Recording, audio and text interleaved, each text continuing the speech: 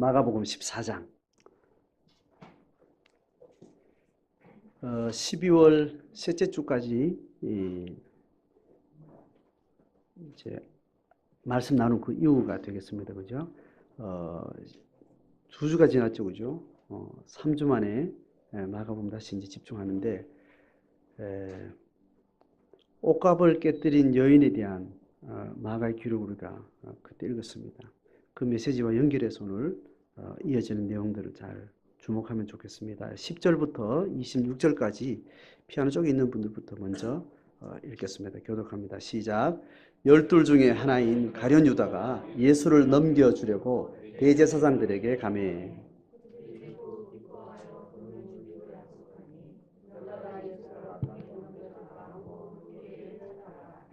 무교절의 첫날 곧 6월절 양 잡는 날에 제자들이 예수께 여짜오되 우리가 어디로 가서 선생님께서 6월절 음식을 잡수시게 준비하시기를 원하시나이까 하매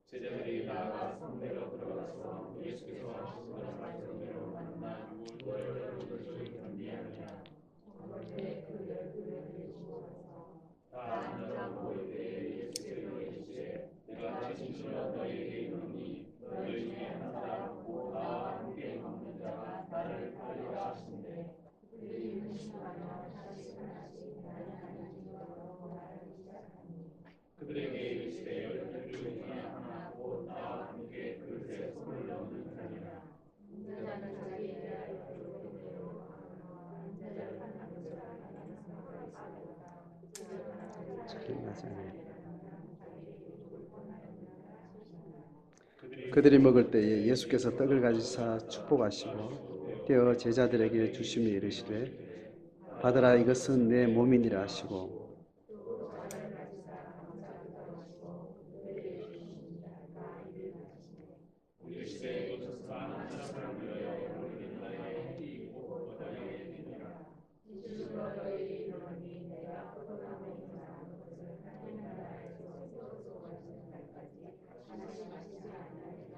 같이 읽습니다. 이에 그들이 찬미하고 감람산으로 가니라. 아멘. 최후의 만찬에 딱 그 스토리에 들어가면 바로 예수님의 고난의 첫 시작의 스토리가 만찬으로 딱 분위기가 환기가 딱 일어나죠. 정기적으로 예배드린 사람은 1년에 최소한 2차례 성찬식을 통해서 만찬에 대한 메시지 내용을 듣습니다. 그래서 예수님의 고난은 만찬에서 명확해지고 그 죽음의 고난의 스토리가 시작이 되는 거죠. 이 맥락이 지금 앞에 2주 전에 옥합을 깨뜨린 그 여인에 대한 그 기록과 연결시켜서 이렇게 보셔야 됩니다. 그때 마가의 기록의 문학의 기록 방식을 통해서 메시지를 극대화시키는 어떤 구조를 가지고 있다 했습니다. 그죠? 옥합을 깨뜨린 여인은 두고두고 복음이 기록될 때마다 그 주님의 십자가의 죽으심을 믿음으로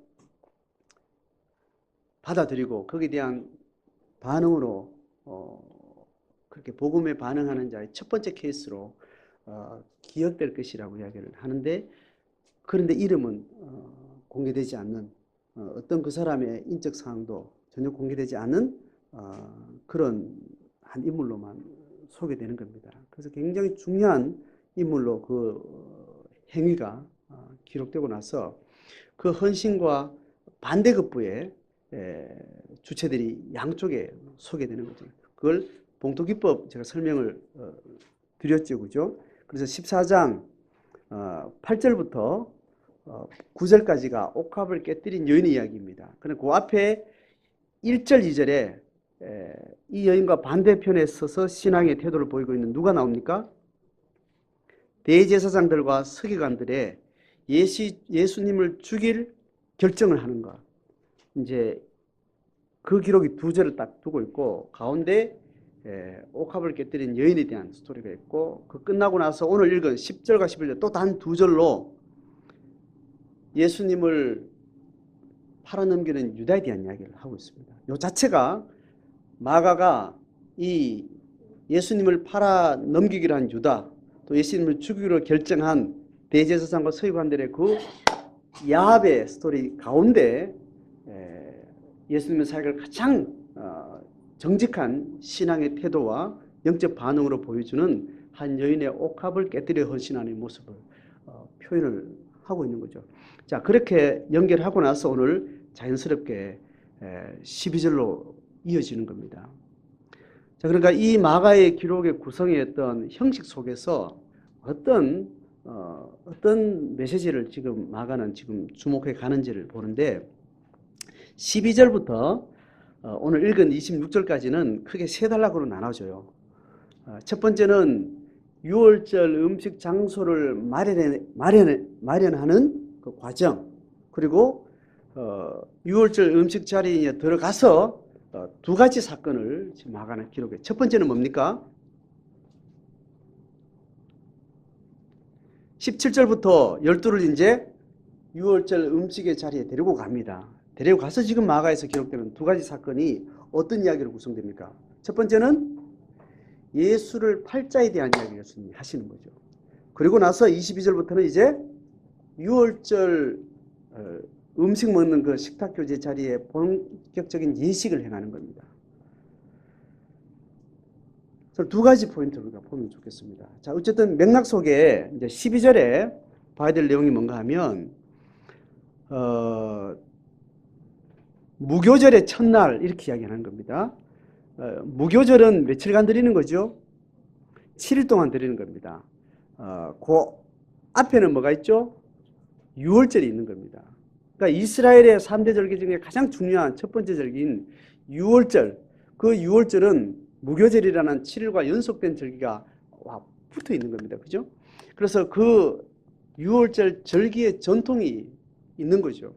자, 이것은 예수님 하나님 나라의 구속 역사에서 유월절 절기, 그리고 2대 절기인 오순절, 3대 절기인 수장절, 장막절 두 개의 이름으로 불리는 그 세 가지 3대 절기는 다 하나님의 구속 역사의 예비적인 예표로 이스라엘 공동체에 경험되어졌고 기록되고 있는 겁니다. 이것이 예수 그리스도로 신약 교회를 향해서 완벽하게 실체로 이제 구속 역사에 드러나게 되는 거죠. 그 첫 번째가 유월절 이야기인 겁니다. 자, 그러니까 이 설명은 제가 내려가서 칠판을 가지고 좀 설명을 해야 되는데 여러분 상상력을 가지고 이 구속사적인 성취 과정의 어떤 궤도를 여러분 잘 이해를 좀 하시는 게 중요합니다. 오늘은 성찬식의 의미보다는 더 유월절 음식의 자리, 유월절기에 대한 의미와 이 연결성을 좀 설명을 좀 해야 되는 공부가 필요한 사실 내용이에요.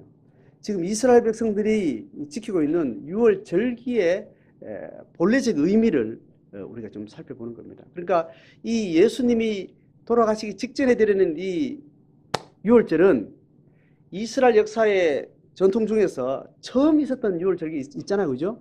그 절기 첫 번째, 출애굽을 탈출하면서 10가지 재앙을 맞고 장자의 죽음으로 온 나라에 하나님의 재앙이 선포되면서 그 재앙으로부터 면제받은 이스라엘의 죄 용서받은 그 대속의 의미, 그 의미가 그날 애굽의 집단 노예 민족으로서 탈출하게 되는 그 사회적, 신분적 자유로 그림 그려지는 영적 자유를 표상하고 나서 그것을 예수님 시대에 실제화 되는 과정이죠. 그러니까 유월절기의 실제 역사의 사건들을 좀 이렇게 떠올려 보는 것이 필요합니다. 첫 번째 유월절은 언제 있었던 겁니다? 출애굽하는 그날 있었던 겁니다. 역사적으로 이 유월절기는 한시적으로 하나님의 제2경륜 속에서 본격적으로 올 하나님의 3경륜의 구속 역사의 완성을 하는 예비 단계로 이스라엘 백성들에게 이제 공개가 되고 경험이 되는 거죠. 그 첫 번째 유월절기가 있었고 그 역사적으로 마지막 유월절기가 언제예요? 오늘 이 자리가 되는 겁니다. 그러니까 이스라엘 백성들이 우리 눈에 보면 우리는 지금 이경륜 시대 살고 있어서 삼경륜 시대에 살고 있어요. 삼경륜 시대에 살고 있습니다.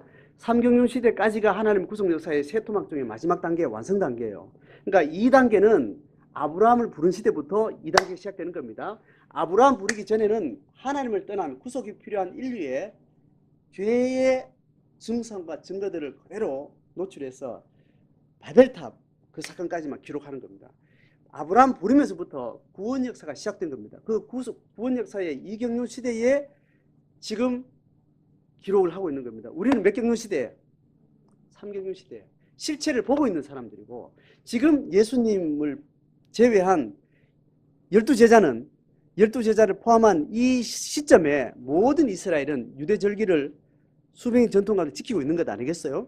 그때 이 사람들이 겪는 이 다들 지금 저녁에 지금 그 만찬 하는 겁니다. 내일 아침에는 이제 출애굽의 역사적인 날인 겁니다. 그러니까 그 절기를 지키는 이 사람들은 뭘 지키는 거예요? 성찬식을 지키는 거예요? 아니면 유월절을 지키는 거예요? 유월절을 지키는 겁니다. 자, 그 시점에서 우리는 이 본문을 읽을 때마다 성만찬을 우리가 지금 행하는 주체로서 그렇게 봐지지만, 이 시점에는 성만찬에 대한 이해는 나중의 이야기입니다. 성령이 오고 나서 이제 이들이 초대교회 시작되고 나서 성만찬을 하게 되는 거죠. 근데 지금 이 백성들은 유월절을 지키고 있는 거예요. 그리고 유월절은 지금 이 마지막일 거라고 지금 제자들은 알고 있나요? 모르고 있나요? 전혀 모르고 늘 지켜왔던 유월절기를 지키는 겁니다. 영원히 우리 민족만 유월절기를 지키면서 유월절의 주인공으로서 그렇게 생각하고 있는 선미사상을 가지고 있는 겁니다. 이제 그런 의미에서 이제 유월절 음식이라는 유월절 페스티벌, 유월절 잔치의 예식을 행하는 겁니다. 자, 그 예식이 기본적으로 우리의 성찬식처럼 매 유월절기 전날 밤에 이걸 했던 거죠. 자, 그것을 이제 그 시대 속으로 좀 이렇게 들어가서 보면 좋겠습니다. 그런데 12절에 이렇게 말합니다. 무교절의 첫날 이렇게 이야기를 해요. 자, 무교절의 첫날 이렇게 표현하는 것은, 무교절은 7일이고 7일 앞에 6월절이 있죠. 그런데 이걸 다 합쳐가지고 무교절의 첫날로 또 이렇게 이해를 하는 거예요. 하고 있는 겁니다. 근데 지금 오늘 우리가 지금 예수님 돌아가신 그 요일을 알고 있죠, 그죠? 요일로 이렇게 봐서 예수님이 지금 십자가에 못 박힌 요일이 무슨 요일요? 금요일. 체포되는 것은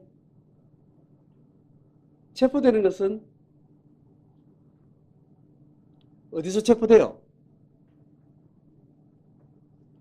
예수님이 어디서 체포된지 모르세요? 뭐 하다가 체포됐죠? 예? 지금 모르는 거예요. 지금 말하기 좀 거시기해서 그런 거예요. 이걸 잘 아셔야 돼, 지금. 명확하게. 십자가에 못 박히신 거는 금요일인 걸 이해하죠? 부활절 기억하면 늘 기억하는 겁니다. 그러면 체포당하는 것은 언제냐고요? 밤이에요, 낮이에요? 야, 이건 지금 진짜 모르면 다시 정리를 하셔야 됩니다.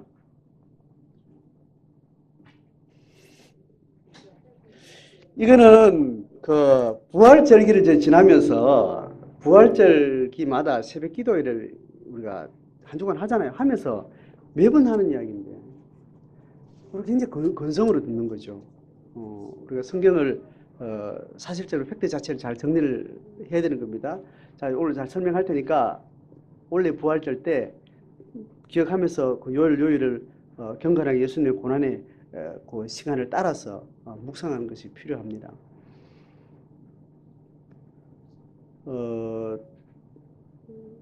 성만찬을 하면서 마지막 식사를 하면서 하는 이 식사는 아침, 점심, 저녁 중에 뭐죠? 저녁 식사죠. 오늘 이게 아무리 좀 길어질 것 같은데, 이 설명을 다 하려면. 그러고 나서 어디 가요? 겟세마네 동산에 가서 기도하잖아요. 기도하는데 제자들은 기도를 해야 하네요. 피곤해서 자는 겁니다. 예수님은 계속 기도하는 거지. 새벽에 맞도록 기도를 하는 겁니다. 기도하고 깨어서 이렇게 하는 중에 누가 와요? 가룟 유다가 대제사장들의 지령을 받은 군인들에 의해서 이제 예수님이 체포되잖아요. 그때 베드로가 칼 빼가지고 막 말고 귀 자르고 이제 그런 이야기 있는 거예요. 체포되는 시점이 하루 중에 언제예요? 새벽이에요, 새벽. 깜깜한 밤중이라고. 그게 무슨 요일요? 금요일인 걸 기억하시고. 금요일 새벽에 잡혀가지고 낮에 고난받고 재판이 진행되는 겁니다. 재판에 어떤 절차가 있는데 재판 절차가 굉장히 신중하게 법적으로 공정하게 진행되려면 시간이 요하는데 이스라엘 대제사장들 그 사람들은 이걸 빨리 처리하기를 원해서 압력을 넣습니다. 왜요?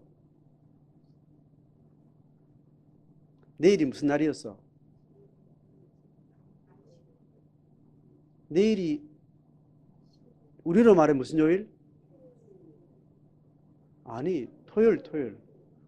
토요일이잖아. 토요일은 안식일이고 또 6월절이에요. 6월절에는 이스라엘 백성들이 제국에서 다 모여들어요.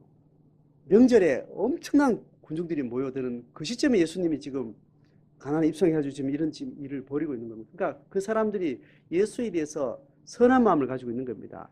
종교 지도자들만 저거 목치지 않으면 우리가 밥그릇 다 빼앗기게 생겼고 우리가 가지고 있는 신학의 도구마가 다 변절되겠고 이단이 득세하겠다 이렇게 해서 신앙 이름으로 어쨌든 이거를 죽이려고 하는 거죠. 그러니까 6월절에는 사람을 나무에 매달지 않아요. 그건 금지되어 있습니다. 피 보는 건 금지되어 있습니다.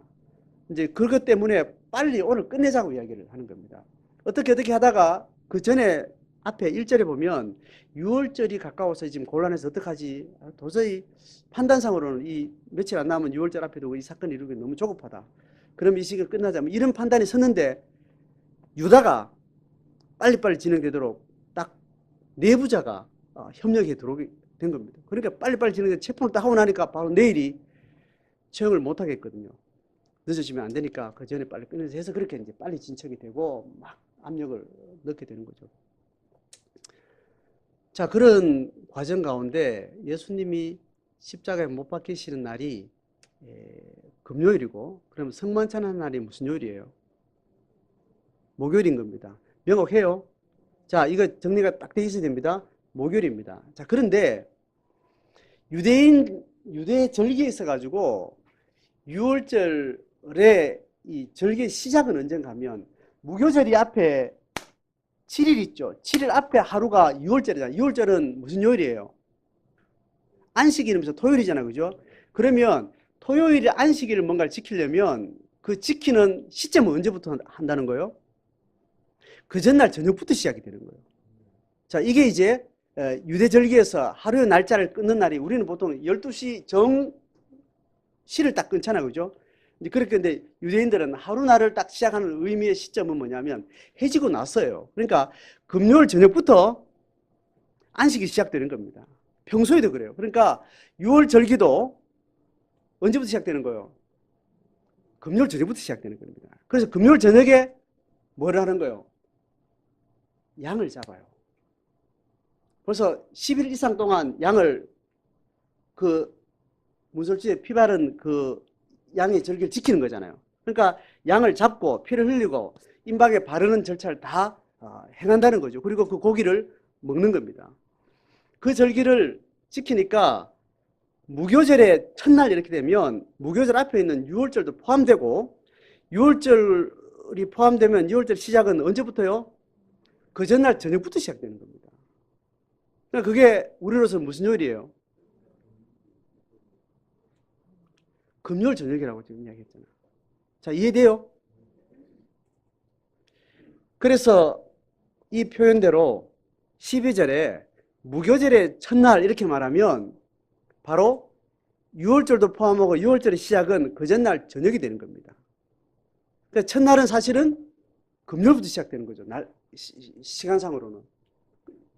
구체적으로는 저녁부터. 그러니까 무교절의 첫날 이렇게 말하면 유월절을 생각할 수 있는 거예요. 근데 이걸 다시 재진술을 했는데 유월절 양 잡는 날이 되는 거예요. 양 잡는 날은 무슨 요일이에요? 금요일인 겁니다. 양 잡는 시점은 금요일 저녁이 되겠죠. 저녁에 잡아가지고 저녁에 유월절 식사를 행하는 겁니다. 그래야 내일 아침에 탈출하거든. 유월절을 탈출하는 겁니다. 그러니까 그때 그 복장, 누룩 없는 떡, 뭐 이런 식사를 실제로 이렇게 행하는 거죠. 자, 그렇게 해서 12절에 말하기를 무교절의 첫날, 곧 유월절 양 잡는 날 이렇게 표현하면 지금 무슨 요일이 돼야 되는 거예요? 금요일 저녁이 돼야 되는 겁니다. 그런데 예수님 지금 실제로 본체이신 예수님의 어린 양의 피를 흘리는 그 주간의 그날에 금요일 저녁에 예수님이 어떤 상태예요? 예? 이미 낮에 돌아가셨어요. 그리고 저녁에 이미 무덤에 들어가 계신 거예요. 근데 지금 이건 어떻게 기록하고 있는 겁니까? 실제로 지금 이날은 목요일 밤인데 목요일 밤에 행하는 유월절 의식을 지금 통상적으로 금요일 행하는 그것과 지금 혼돈되어 있는 겁니다. 팩트 자체로 보면 이거는 잘못된 기록이에요. 이걸 마가가 알았을까요? 몰랐을까요? 모르지는 않았겠죠. 근데 이걸 학자들이 어떻게 해석하는가 하면 지금 오늘 성찬 예식을 하는 것처럼 우리가 지금 보여지는 이것이 유월절 예식을 하고 있는 겁니다.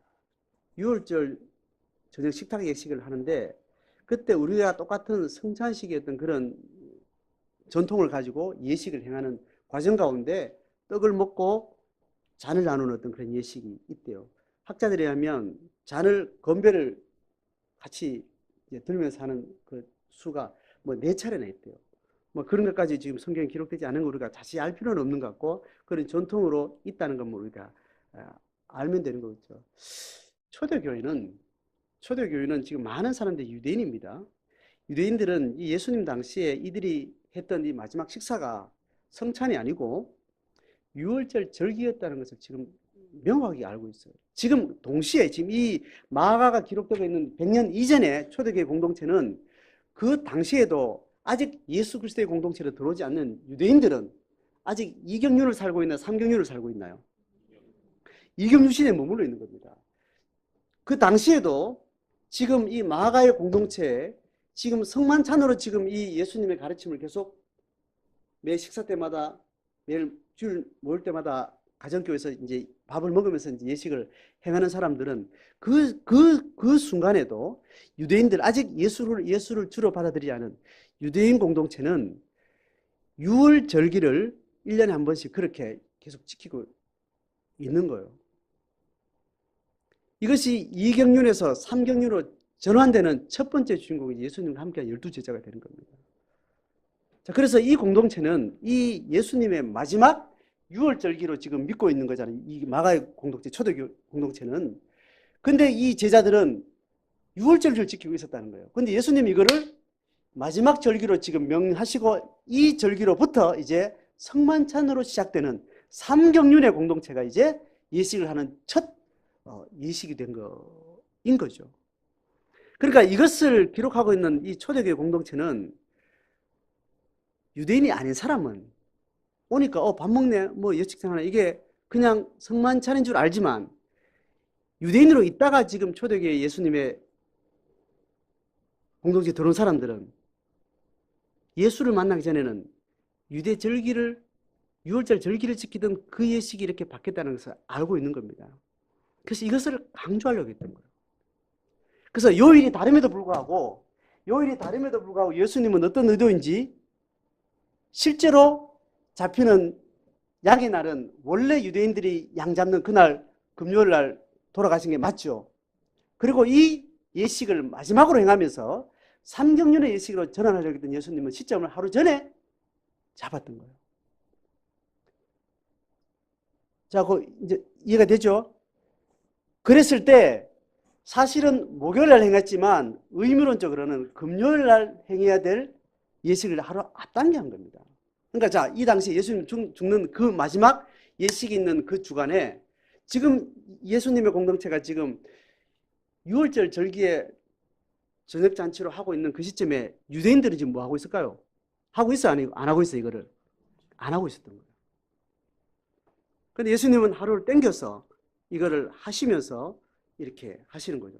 자, 그러니까 실제 팩트 자체는 요일이 아닌 날을 지금 이야기하는데 의미론적으로 초대교회는 이 예식이 곧바로 이경륜 시대에 드렸던 유월절의 절기가 삼경륜의 첫 절기인 성찬식의 절기와 의미로 연결된다는 것을 강조하기 위해서 이 표현을 의도적으로 쓴 거예요. 자, 요게 이것을 해석하는 학자들의 이야기고 초대교회 공동체는 요일로 따져 들어가면 사실이 다른 것임에도 불구하고 그 의미를 좀 연결시켜서 표현을 했다라고 이제 이해를 하는 거예요. 그렇다면 예수님의 성만찬은 이 백성들에게 다시 12제자들에게 어떤 의미가 있고 다시 우리에게는 어떤 의미로 연결되는가를 이야기해요. 자, 우리는 이 예수님의 성만찬의 첫 삼경년의 첫 예식을 받았어요. 근데 이거는 이때 그냥 시작된 거예요? 아니면 뭔가 그 전에 있었던 거예요? 그 전에 있었던 것과 연결되는 겁니다. 그러니까 우리는 이 예수님의 첫 성찬식을 우리가 지금 전통으로 이어받았지만 이 전통은 어디와 연결고리가 되는 거예요? 유월절기에 연결고리가 되는 겁니다. 자, 그러니까 이것이 하나의 상징과 그림으로만 그렇게 해석의 어떤 계기로만 하지 않고 이 유월절 절기가 지켜지면서 했던 이들의 예식 자체가 어떤 의미였는가를 우리가 볼 필요가 있는 겁니다. 자, 그래서 예수님이 이 성만찬을 떡을 이야기하고 잔을 이야기하면서 이것이 성만찬을 하는 방식으로 했으면 처음한 게 아니고 이 방식은 똑같이 유월절 절기의 예식도 똑같이 했다는 겁니다. 자, 그래서 유월절 절기를 언약의 피를 나누는 지금 언약의 피 이렇게 말하는 이 언약의 피라는 이 사건은 첫 유월절 경험한 이스라엘 공동체가 공동체 전체가 이 언약 예식을 참석했던 역사가 출애굽에 있어요. 그게 어디에 있는가 하면 출애굽기 24장 8절에 있는데 이때는 언젠가 하면 자, 그 시점을 좀 들어갑니다. 언젠가 하면 유월절 절기는 출애굽하는 그날 있었고 이 절기는 도망쳐 나오기 바빴을 거 아니에요. 뭐 그때 예식할 일이 어디 있어요? 지금 그때 실제로 그 첫날 도망치기 전에는 지금 내일 탈출하느냐 마느냐 지금 막 긴장 상태에서 하라는 대로 지금 시나리오대로 지금 하고 지금 내일 아침 갈지 못 갈지 모르고 허리에 띠를 띠고 막 그냥 가다가 또 다 죽을지도 모르는 그런 생생한 긴장 속에 있는 겁니다. 그렇게 하고 나서 이 사건이 완료되고 나서 출발을 해요. 성공하고 그 공동체 전체는 이제 홍해를 건너고 어디 가요? 이 첫 번째 본거지인 시내산까지 들어갑니다. 이때까지 3개월이 걸려요. 3개월이 걸리고 딱 들어가서 이제 유월절 절기를 경험한 이스라엘 공동체가 이제 이 유월절을 경험한 하나님의 백성으로서의 건국식을 행한다고 했습니다. 건국식이라는 내 말로 지금 계속 반복하는 겁니다. 이스라엘 공동체가 이제 본격적으로 이경륜의 예비적 단계가 끝나고 이경륜의 참된 실체인 국가적 모델로서 하나님 앞에 건국식을 시작을 하는 겁니다. 그때 모세를 통해서 하나님이 율법을 줘요. 율법의 핵심이 뭡니까? 10계명을 비롯한 중요한 율법을 쭉 나열을 해요. 지금 출애굽 들어가면 그렇습니다. 그렇게 하고 여러 장 동안 10계명을 비롯한 여러 핵심적인 율법의 항목들을 여러 이렇게 나열해요. 뭐 쭉 이렇게 보면 나중에 공부할 기회 되면 이제 그렇게 하면 되는데 그 절기를 다 하고 나서 이제 이것을 당신들이 지키겠느냐 할 때 공동체 전체가 나오죠. 예, 지키겠습니다라고 하나 언약식을 해요. 언약식을 하는데 출애굽을 한 이스라엘 백성들이 이제 출애굽한 목적은 하나님의 나라와 하나님의 공동체가 되어서 이 율법대로 지키는 제자도의 공동체가 되겠다는 언약식을 하게 됩니다. 언약식은 두 사람이 약속하는 겁니다. 언약은 약속이에요. 하나님은 어떻게 약속하는 게 너희들이 이 양의 피를 의지하며 내가 너희들을 죄 용서하고 모든 재앙으로부터 내가 용서하고 하나님의 백성으로 삼겠다는 겁니다. 자, 그게 하나님이 제안한 언약이에요. 그 다음에 언약을 받을 사람은 또 자기 조건을 내고 또 그렇게 합의를 하는 겁니다. 그러면 네 조건은 뭐냐면 나는 여기에 도장을 찍었으니까 이 도장에 네가 제시하는 조건에 네가 맞으면 네가 사인을 해라. 이렇게 하는 이제 당사자 간의 관계죠. 하나님은 그렇게 하는 겁니다. 그것을 실제로 역사적으로 출애굽을 통해서 하나님이 딱 실증해 보여주신 겁니다. 그러고 나서 이제 언약을 이제 쌍방간에 도장을 찍는 날이에요. 그게 지금 시내산에 와서 하는 겁니다. 이스라엘 백성은 어떤 거냐면 하나님이 조건 지어진 양의 피의 대속으로 모든 재앙으로부터 면제를 받고 하나님의 백성으로 이제 앞으로 구속 역사의 모형이 될 수 있는 삶을 내가 살겠습니다. 이 고백을 네가 한다면 이제 이 나의 은총의 주인공이 된다라는 겁니다. 그러니까 이스라엘 백성들 입장에서는 이걸 내가 받아들이고 그 백성의 삶을 내가 살겠다는 자의적인 자발적인 결정을 하게 되는 겁니다. 이 결정을 같이 이스라엘 백성의 공동 전체가 해요. 하고 나서 그때 이 약속의 피를 나눠요. 언약의 잔을 나눈다고. 그때 뭐 제사 드리고 이렇게 하는데 전체가 이스라엘 공동 전체가 서로 약속했다는 그 기념으로 언약의 피를 언약의 잔을 나눕니다. 포도주를 나누는. 그게 24장 8절에 나와요. 그 이후로 이스라엘 백성들은 유월절을 지키면서 유월절을 경험한 이스라엘 백성들이 하나님과 언약 백성 그 3개월 후에 시내산에서 하나님과 건국식을 했던 쌍방울의 약속의 그 예식을 유월절 전날 예식을 통해서 그것을 매번 확인하는 거예요. 자, 이스라엘 공동체 그림을 알겠죠, 그죠? 그 전통을 수백 년 이어온 거예요.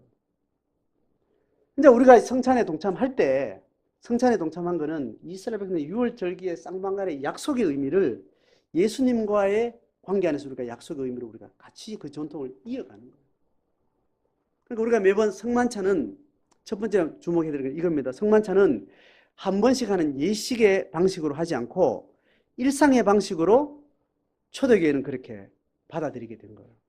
그래서 매번 최소한 안식일 다시 주일에 공동체가 모였을 때 그때는 가정교회였으니까 가정에서 식사를 하는 겁니다. 식사하면서 그 식사할 때마다 잔 들고 떡 들고 예식을 포함해서 하게 됩니다.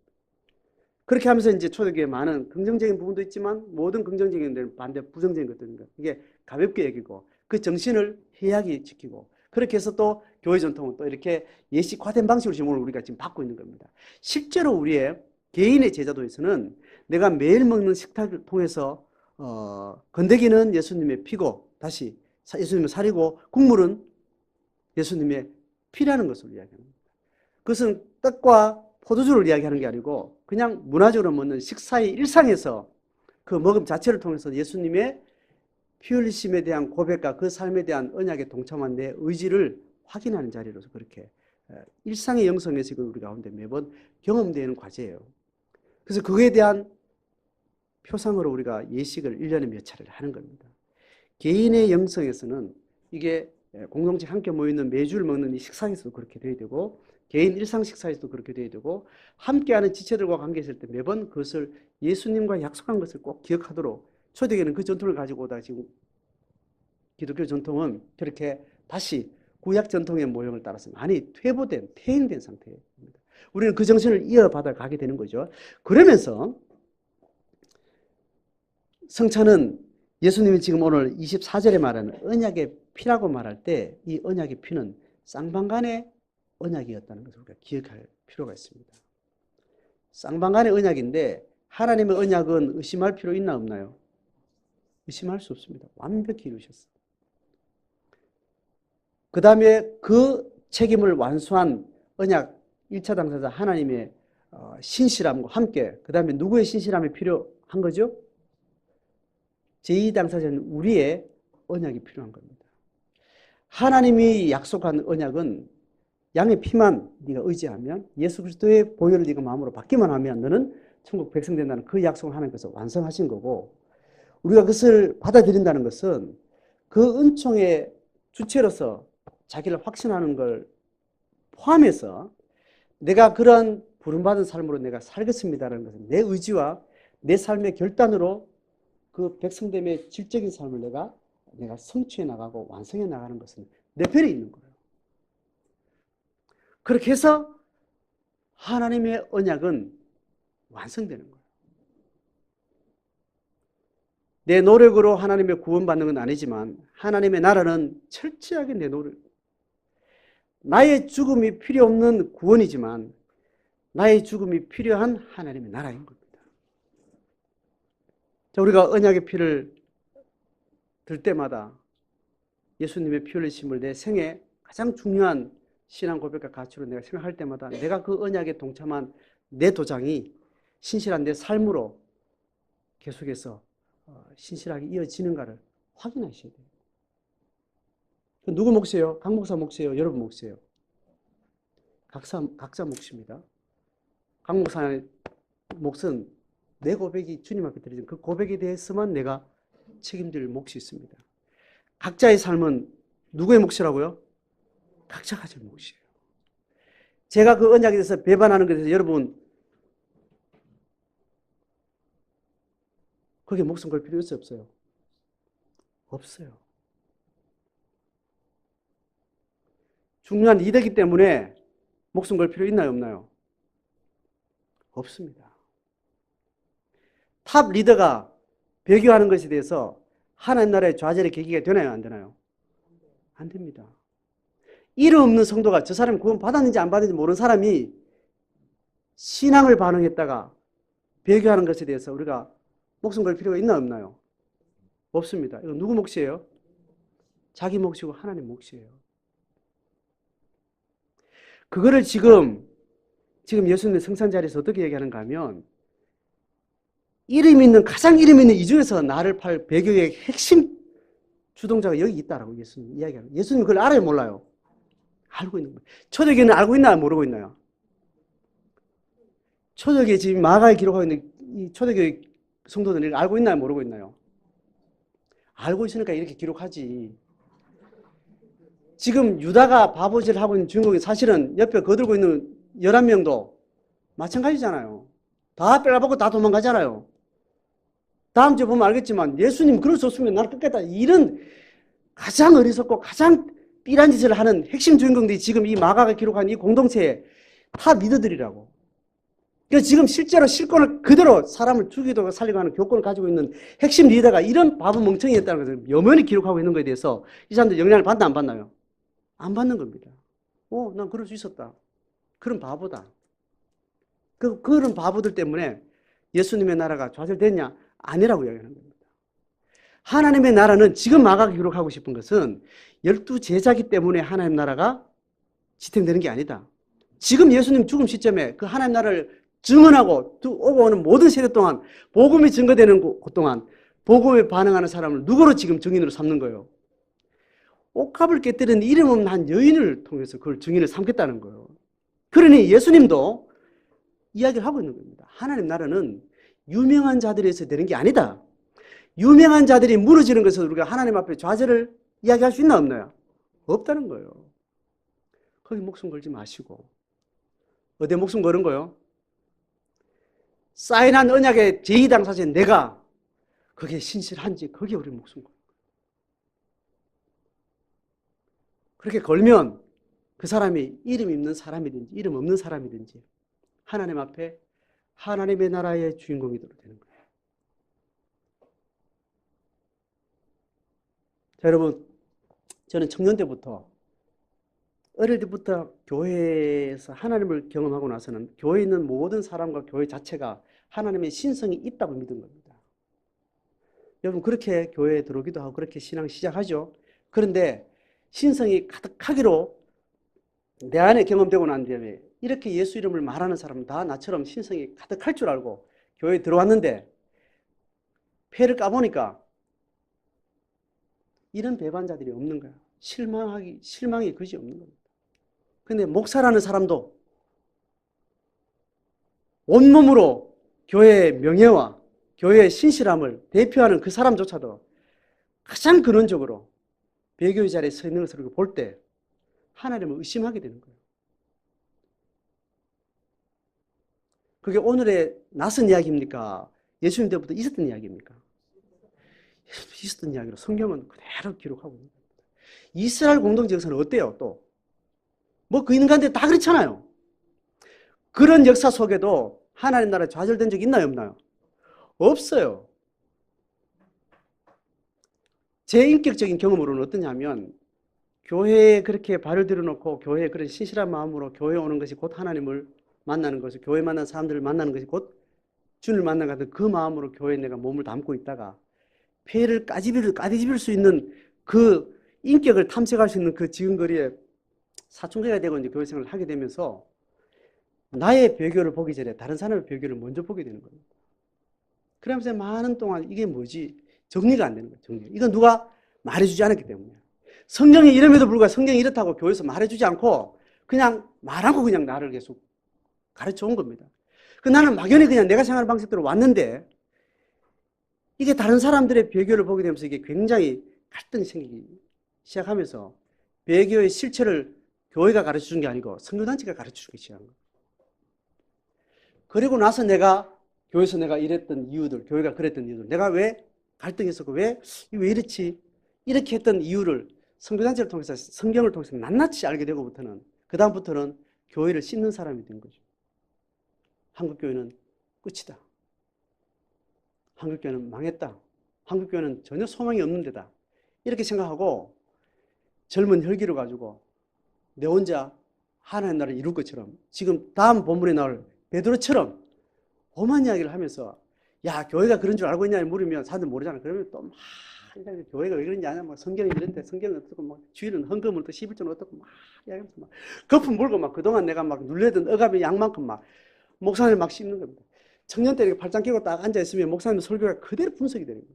청년 때 그 명쾌한 지성과 분석력을 가지고 자기를 성찰하는 성찰의 데이터는 전혀 없는 상태에서 상대방을 지적으로 정리하고 논리적으로 팔짱을 딱 설교 어느 교회든 가면 딱 들어보고 설교 몇만 나오면 벌써 내가 팔짱을 끼고 들어야 될지 말 손 내고 들어야 될지 딱 바로 견적이 나오는 겁니다. 그러면서 팔짱을 끼고 딱 웃으면서 역시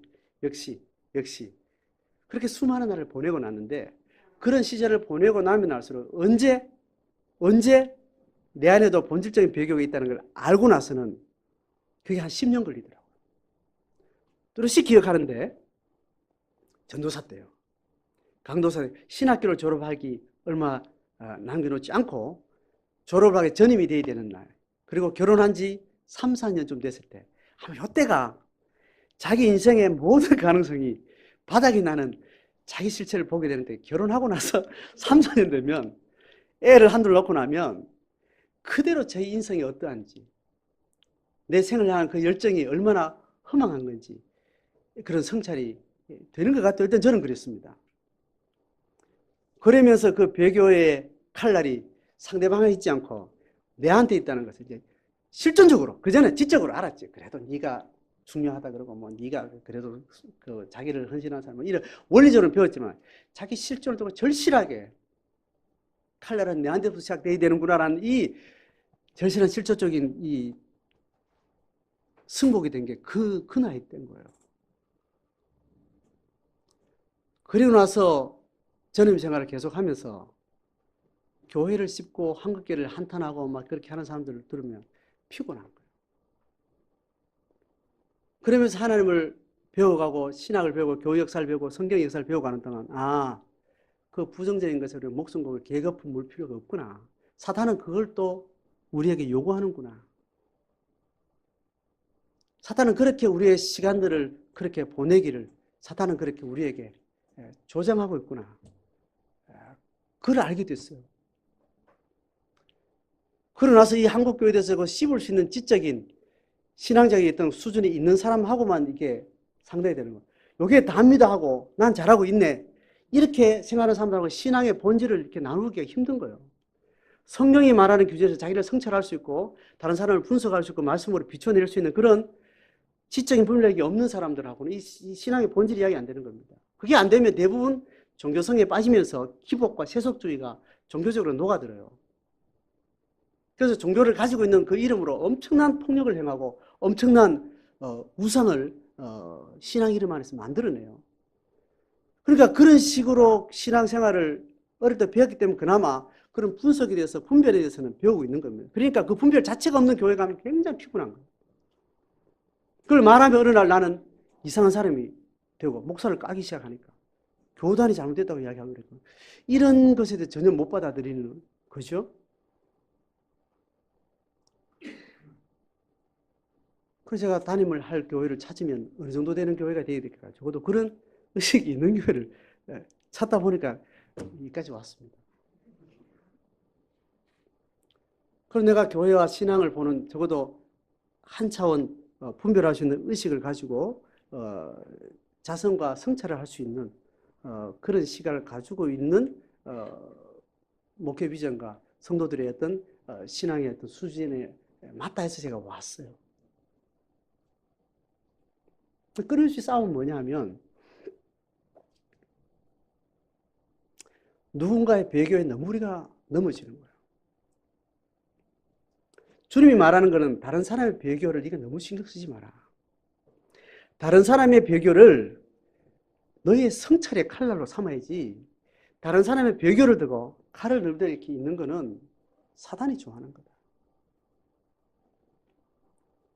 네가 지금 이름 없는 한 여인으로 네가 주님 앞에 반응할 수 있는 그 순전한 마음이 있는지 그 정직한 고민 앞에 서는 것, 하나님이 그걸 원하는 그런 사람들 통해서만 성령이 일을 할 수 있겠다고 얘기하는 거예요.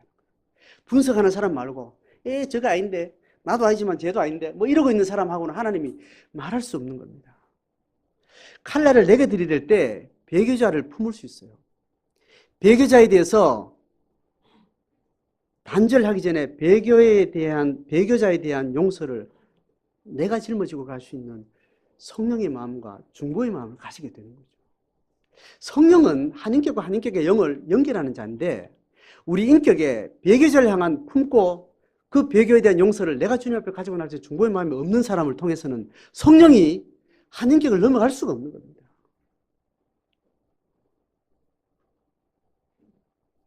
그래서 예수님도 그렇게 말했고 이 초대교회 성도들도 이 12제자 중에 예수님 팔아먹을 놈이 있는 것 사실에 대해서 하나님의 역사는 이렇게 되어지는구나. 12제자에서 되는 게 아니고 이름 없는 한 영혼이 신실한 믿음 앞에 섰을 때 하나님의 나라가 그때 한 걸음 한 걸음 진보가 되는구나. 초대교회 사람들도 알았고 그 부끄러운 짓을 했던 그 당사자들이 지금 교권의 핵심 리더인 것에 대해서 아무 문제가 안 됐어요. 여러분 우리가 자신을 돌아보면서 나는 언제든지 배교의 자리에 설 수 있는 자리고 오늘도 어떤 영역에서는 배교의 자리에 서 있고 어떤 자리에는 신실한 믿음의 자리에 서 있는 이런 영역들을 우리가 늘 가지고 있는 사람이고 언제든지 내 속에 있는 배교의 잔재들은 내 목숨을 내어놓듯이 내 삶을 끊어낼 수 있는 자기 결정을 신앙을 살 수 있는 사람, 그 사람이 신앙의 싸움을 싸우는 사람이라고 성경 규정을 하는 겁니다. 목사가 이런 딜레마에 가장 많이 빠지는 것 같아요. 이름이 좋아서 목사가 교회를 세우는 자고 성도를 세우는 자인데 늘 칼날이 어디로 향해요?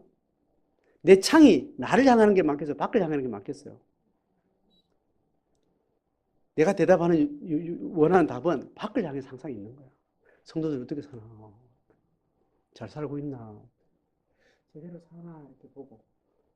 이게 자기 업이란 말이에요. 자기 잘 사는 걸 성찰하는 일에 가장 취약한 사람이 리더로 이름을 가지고 있는 사람인 것 같아요. 거기에 무게중심을 가지고 올 때는 굉장히 피곤해집니다. 이런 사역자의 피곤함이 1년 연중에 언제 가장 많겠어요? 해 바뀌는 연말에 가장 피곤해요. 가을 바람이 불면요, 이 트라우마가 온몸을 이렇게 타거든요. 여러분, 제가 지금 돼지고기 소고기 먹으면 가려움증이 막 손에서 올라오는, 이거 경험해 본 사람 뭐 있잖아. 정말 기분 나쁜데 손에부터 가려움증 올라오면 그게 저녁에 시작되잖아요. 그러면 밤에 온몸에 두드러기가. 그 기관장이 있으면 좋겠어요. 막 피냈으면 좋겠는데 그런 경험을 하면 새벽 한 3시, 4시 되면 이게 자지러져요. 그래서 이제 나 알러지가 있어서 고기를 못 먹는 거야 이렇게 되는데 손에서부터 가려움증이 정말 기분 나쁜 그 가려움증은 그냥 긁으면 괜찮은 거예요. 이미 이 가려움증은 어디까지 갈 거라는 이 몸의 경험이 있는 겁니다. 온몸에 지금 두드러기 나서 밤새내 긁어야 될 만큼 고통스러운 그게 올 거라는 그 기분이 같이 오기 때문에 정말 기분이 나빠요. 그럼 싹 비가 이렇게 나가요. 근데 찬바람을 맞거나 약간 뭐 그럴 때 한 번씩 그냥 고기 먹지 않고 상관없이 이렇게 오다가 사라지고 이런 경험이 있거든요. 가을만 되면 목회자는 그런 트라우마를 겪는 것 같아요. 이게 10년, 20년이 지나도 연말에 이렇게 마음이 나이스하지 않아요. 성도들의 영적인 성찰절 주로 연초에 합니까? 연말에 합니까? 연말에 나타나요.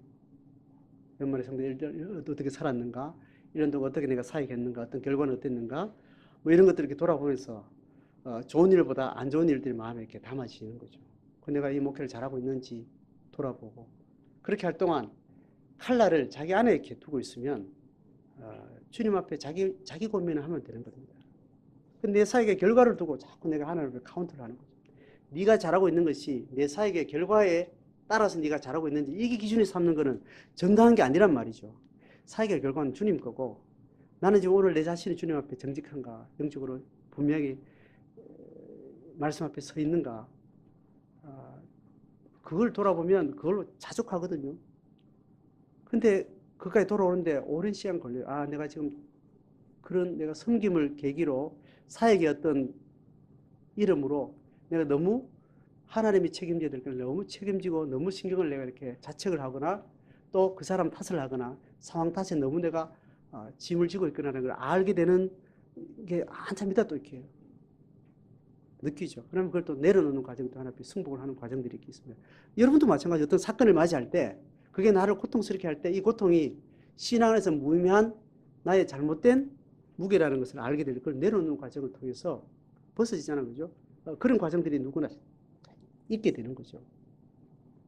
자, 오늘 다시 한번 이 본문에서 정리하면서 나를 팔리라 이렇게 예수님이 이야기할 때 우리가 질문이 되는 거 19절 한번 봅니다. 그들이 근심하며 하나씩 하나씩 뭐라고요? 나는 아니죠. 따라합니다. 나는 아니죠. 이 질문 앞에 서는 겁니다. 나는 아니죠. 혹시 낸가요? 쟤인가요? 이렇게 그 질문도 지금 제자들은 다른 본문에서 해요. 누군가를 보고 나는 아닌가 돌아보면 돼요. 남이어도 그건 누구 몫이요? 그 사람 몫이고 그것 때문에 주님은 좌절되지 않는 분이다. 누구 때문에?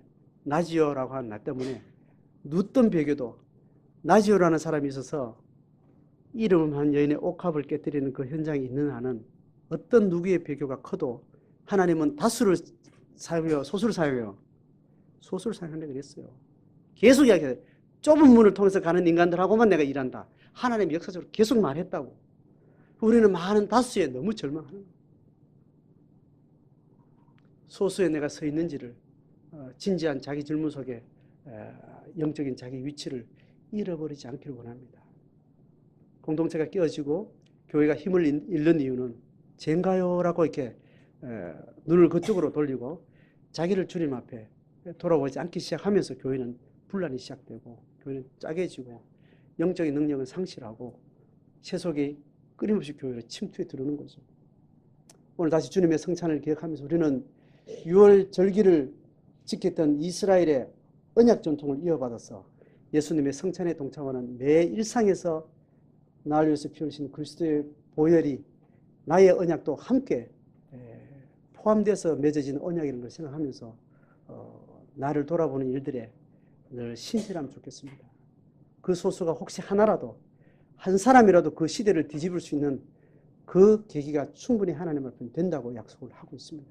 그렇게 내가 신실하여서 하나님 앞에 하나님의 나라의 역사의 주인공으로 그 시대를 감당하는 그런 성도가 되고 그런 자들의 공동체로 이 시대 교회가 깨어있기를 주의 이름으로 축복합니다.